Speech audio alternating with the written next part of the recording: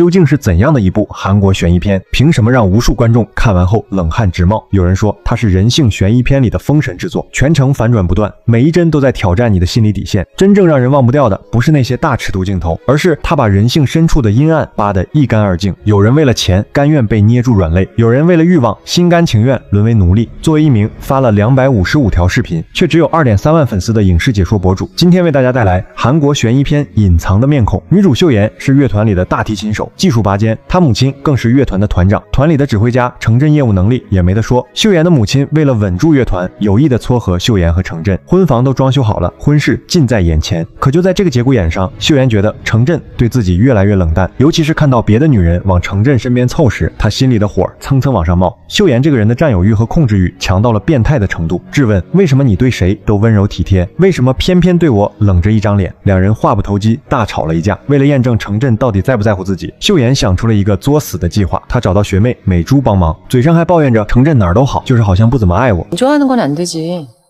내가 안 좋아해도 날 좋아해야 돼. 그게 당연한 거잖아.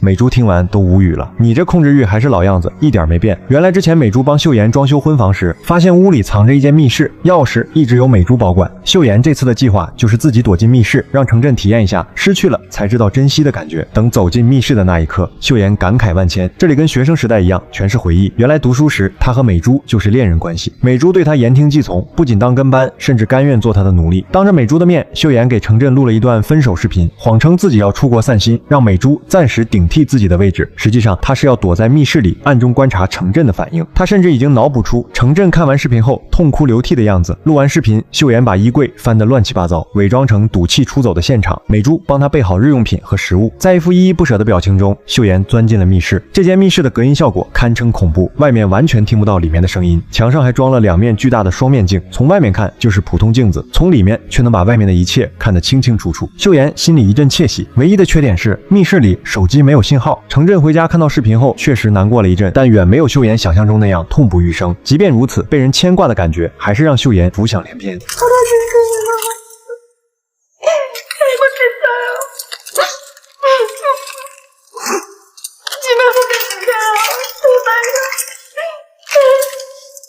后来看到程震失落的样子，秀妍心软了，掏出钥匙想出去和好，可钥匙插进去却怎么也拧不动。她这才意识到自己被算计了，钥匙早就被美珠偷偷换掉了。再加上密室变态级的隔音，无论她怎么嘶吼，怎么砸门，外面都听不到半点声音。美珠为什么要这么做？因为装修房子时，秀妍随口在电话里说起自己马上要和程震结婚的事情，说者无心，听者有意。这句话把美珠的心彻底伤透了。这次秀妍主动送上门来让她帮忙，美珠干脆将计就计，直接取代了她的位置。第二天，美珠的车在半路抛锚，正好被路过的程震撞见。程震主动提出送她回家，还约她一起吃饭。几杯白酒下肚，两人都有些微醺。这时外面下起了大雨，暧昧的气氛在空气中蔓延。回家的路上，程震满脑子都是美珠，于是提议再喝一杯。우리 한 잔 더 할래요?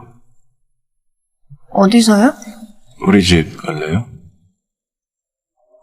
两人越喝越上头，脸颊泛红。程震试探性地握住美珠的手，她没有躲开，反而主动迎合。就这样，两人在秀妍的眼皮底下发生了关系。密室里的秀妍疯了一样拍打玻璃，可她什么都做不了，只能眼睁睁看着这一切发生。从那以后，秀妍被囚禁在不见天日的密室里，储备的食物越来越少，她只能翻出几年前的过期泡面充饥。等美珠再次出现时，秀妍已经濒临崩溃，苦苦哀求只要放她出去，以前的恩怨一笔勾销。可美珠冷冷地说：“我现在终于体会到你说的那种真正的生活是什么感觉了。我不仅要取代你，还要得到程震，你就乖乖在里面自生自灭吧。”秀妍彻底慌了，她疯狂地拍打镜子，胡乱扭动旁边的管道，却没想到误打误撞启动了水温控制系统。正在洗澡的美珠被突然喷出的冷水吓了一跳，秀妍知道这是她唯一能和外界沟通的渠道。第二天，程震叫来水管工维修，可师傅查了半天，啥毛病都没有找出来，只觉得这面墙砌得异常厚实。密室里的秀妍拼命呼救，可卫生间里的两人根本听不到。她赶紧拧动阀门，花洒猛地喷出一股水，把两人吓了一跳，但他们也没多想，转身就离开了。秀妍失踪太久，母亲终于发现不对劲，直接报了警，还把准女婿程震列为头号嫌疑人。警察上门搜查了半天，什么线索都没找到。此时密室里的秀妍正啃着过期泡面，外面的两人却在吃香的喝辣对比之下显得异常刺眼。程震和美珠对秀妍的失踪漠不关心，但他的母亲从未放弃追查。终于，他在那段分手视频里发现了破绽，画面的角落出现一只不该出现的手，而手上戴的手链和美珠的一模一样。程震得知后立刻找到美珠，并趁她不注意输入秀妍的生日，解锁了她的手机，里面全是两人的亲密照片。他这才明白自己被两个女人玩弄于股掌之间。程振当场质问美珠手链的事，眼看瞒不住了，美珠索性摊牌，说这一切都是秀妍的计划，自己只是配合执行。但他并没有提及密室的事情，只说自己也不知道秀妍去了哪里。密室里的秀妍看到程振回来，立刻扭动控制水流的阀门，异常的水流引起了程振的注意。他在卫生间里呼喊秀妍的名字，秀妍拼命拧动开关回应。程振根据水流的变化，确定秀妍就在附近。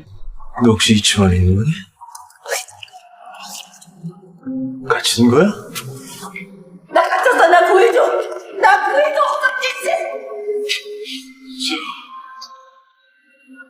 이 안에 있는 거야? 슛!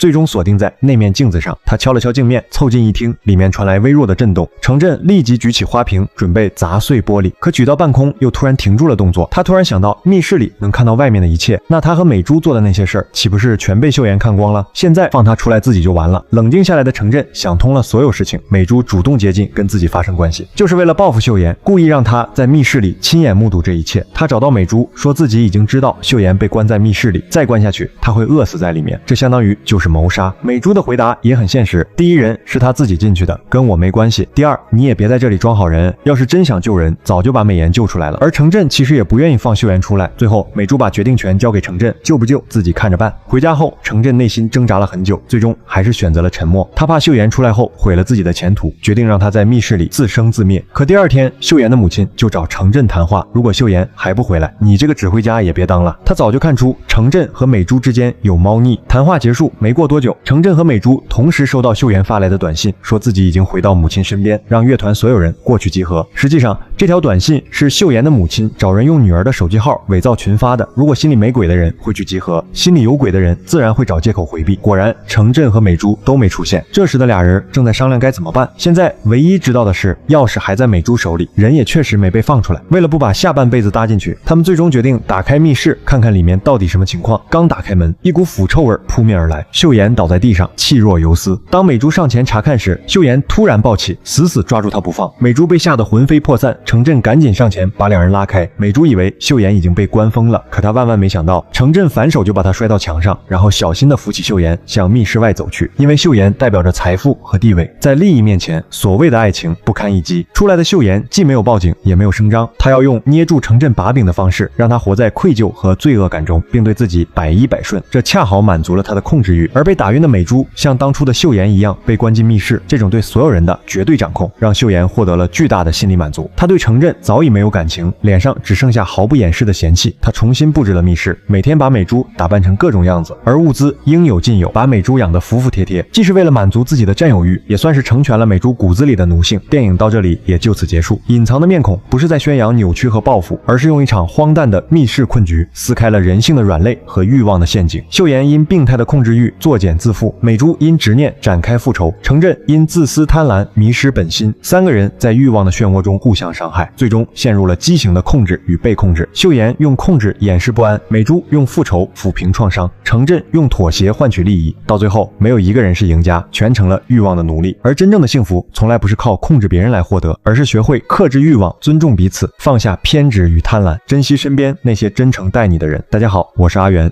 以上就是韩国悬疑片《隐藏的面孔》全部内容。